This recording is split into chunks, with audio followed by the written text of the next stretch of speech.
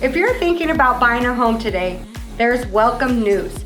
Even though it's still a seller's market, it's a more moderate seller's market than last year.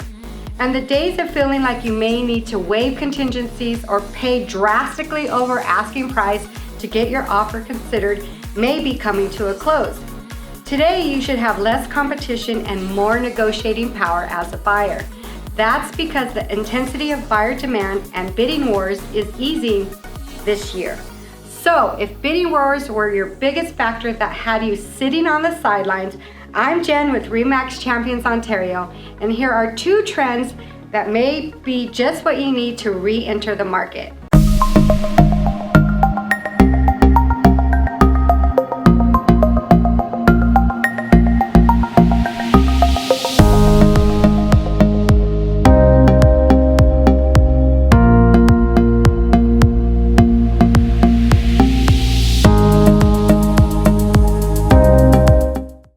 It wasn't a thing for a while there, but guess what? It is now.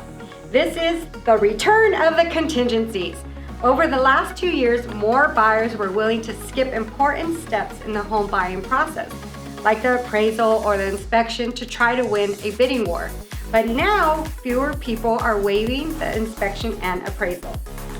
The latest data from the National Association of Realtors shows the percentage of buyers waiving their home inspection and appraisal is declining. And a recent survey from Realtor.com confirms more sellers are accepting offers that include these conditions today. According to their August study, 95% of sellers reported buyers requested a home inspection.